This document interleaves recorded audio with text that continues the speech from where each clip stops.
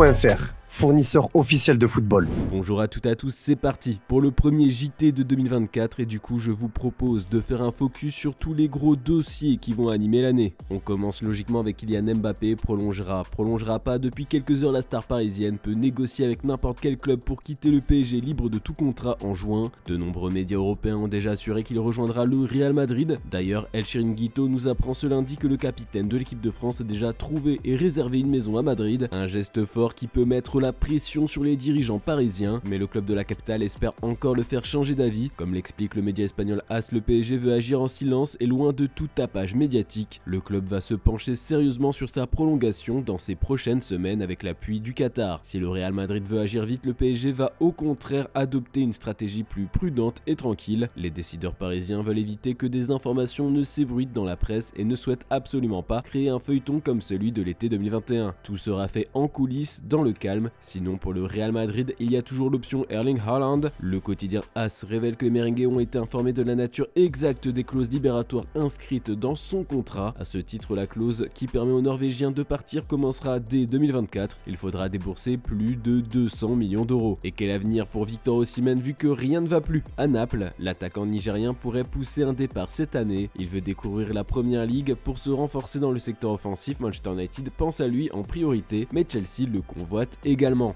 Il faudra débourser entre 120 et 130 millions d'euros pour le dernier vainqueur du Ballon d'Or africain. Le futur de Raphaël Varane est tout autant incertain. D'après le Daily Mail, Manchester United a décidé de ne pas activer l'option de prolongation de 12 mois supplémentaires de ce contrat, ce qui signifie que le défenseur français de 30 ans peut discuter avec les clubs de son choix. Et ils sont nombreux à le courtiser, parmi eux le Bayern et le Real Madrid. Ça se bouscule au portillon de Manchester City pour Calvin Phillips. L'anglais n'a pas vraiment réussi à s'imposer chez les Sky Blues, qui envisagent déjà de s'en débarrasser. La Juventus et Newcastle sont très intéressés et se battent pour convaincre City de le laisser filer en prêt. Ce matin, The Daily Telegraph nous rapporte que le PSG est aussi très intéressé. Le club parisien serait même en pole position. Tout ça nous amène à vous poser la question du jour: quel est votre transfert de rêve en 2024? On a hâte de lire vos avis en commentaire. Puis vendredi, on vous a demandé vos favoris pour la Coupe d'Afrique des Nations. Vous êtes nombreux à voir le Maroc, mais surtout le Sénégal soulever le trophée. Dans le reste de l'actu, l'OM s'intéresse à la sensation Mohamed Amoura. Cette saison, l'attaquant algérien cartonne en Belgique, 13 buts en 15 rencontres de JPR Pro League avec l'Union Saint-Gilloise. Rien que ça, des chiffres épatants, surtout pour un joueur encore assez jeune puisqu'il n'a que 23 ans. La Gazette du Fennec confirme qu'il y a plusieurs gros clubs du vieux continent intéressés par ses services. L'Olympique de Marseille est ainsi présent dans cette liste aux côtés de Liverpool, d'Arsenal et de l'AC Milan.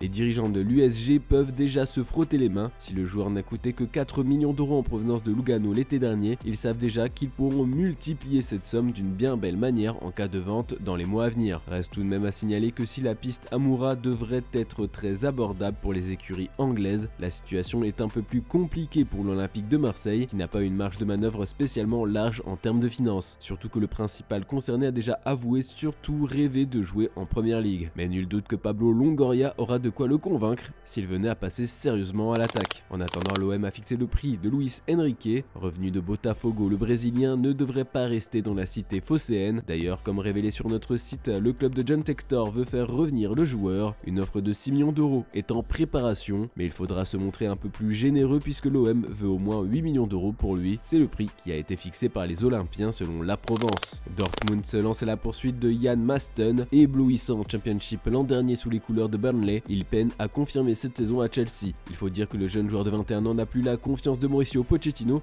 qui ne le fait que très peu jouer. En fin de contrat à l'été 2025 chez les Blues, Jan Masten intéresse pas mal de monde en Europe. Après le FC Barcelone, voici que le Borussia Dortmund pointe le bout de son nez selon le média néerlandais Vi. Le club allemand souhaite faire venir la pépite de Chelsea et ce dès cet hiver si possible. Le natif de Lardingen viendrait apporter sa polyvalence au B4B à l'instar de ce que faisait Guerrero. A voir si les Blues accepteront de céder leur jeune talent d'ici les prochains mois. Et Paulo Dybala est disponible pour un prix ridicule depuis ce matin. L'information avait déjà surpris l'an passé alors qu'il venait de s'engager avec l'AS Rome quelques mois auparavant. Paulo Dybala avait déchaîné les passions lorsque la presse italienne avait dévoilé le montant dérisoire de sa clause libératoire. Sky Sport Italia avait en effet indiqué en janvier qu'elle s'élevait à seulement 12 millions d'euros pour les clubs étrangers et 20 pour les clubs italiens. Quelques mois plus tard, et alors que les rumeurs allaient dans le sens d'une revalorisation de cette somme, rien ne semble avoir changé. Comme le rapporte la Gazzetta dello Sport, la clause de Paulo Dybala entrera de nouveau en vigueur à partir de ce 1er janvier pour seulement 13 millions d'euros. La publication italienne précise toutefois que le joueur joueur n'aurait pour le moment pas l'intention de quitter son club.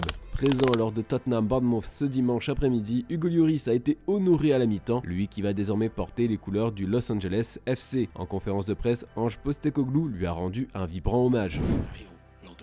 Sort of go down as a legend for this club because of, like I said, not just his appearances, but you know, when you're captain a club, big club like this for so long, and yeah, I think I said before, I don't think, you know, my opinion of him is paramount here because my service is, you know, fairly minuscule compared to his, but in the time I've worked with him, he's been absolutely professional, an absolute gentleman. I can see why he was highly regarded.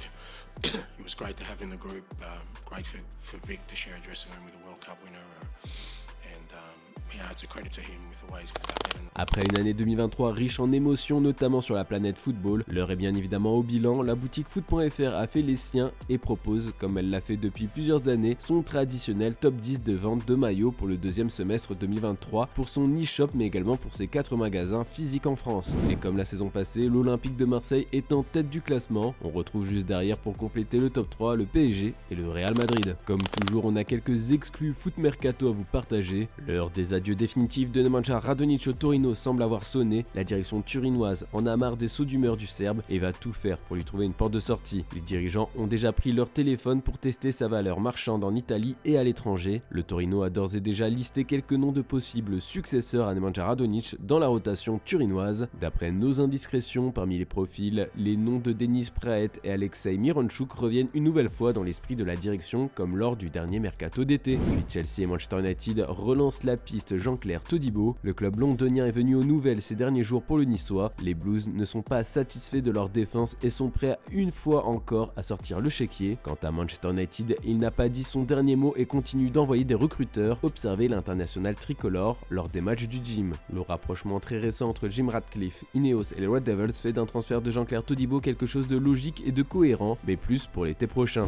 392 minutes de jeu disputées, 4 petites titularisations pour 12 apparitions au total, 0 but, 0 passe décisive. Voici le piètre bilan de Thilo Kehrer depuis le début de sa saison à West Ham. Alors que l'on vous dévoilait en exclusivité que la direction londonienne était encline à trouver une porte de sortie aux défenseurs allemands et que Rennes, Nice et Monaco étaient à la lutte, un club se dégage nettement de la concurrence. Selon nos informations, l'AS Monaco est très confiante pour finaliser avec West Ham le prêt de 6 mois de Thilo Kehrer. Le deal serait même très proche d'être bouclé. Et le LOSC tient une première offre pour Alan Virginius. La SSE a coché le nom du milieu offensif droit de 20 ans, de même que le Clermont Foot, Lorient et Sunderland. Mais aujourd'hui, c'est la formation suisse des Young Boys de Berne qui est la plus chaude sur le dossier. Une offre du club suisse a même été soumise à Olivier Létang. Il s'agit d'un prêt avec option d'achat de l'ordre de 4,5 millions d'euros, bonus compris pour l'international tricolore U20. Enfin, on passe aux officiels du jour. Comme attendu depuis plusieurs jours, le PSG a officialisé l'arrivée du défenseur de 20 ans Lucas Beraldo. Grand espoir brésilien, le gaucher arrive en provenance de Sao Paulo et intégrera la rotation parisienne. Il portera le numéro 35 et a signé avec le club pour 5 saisons, précise le communiqué pour officialiser la nouvelle.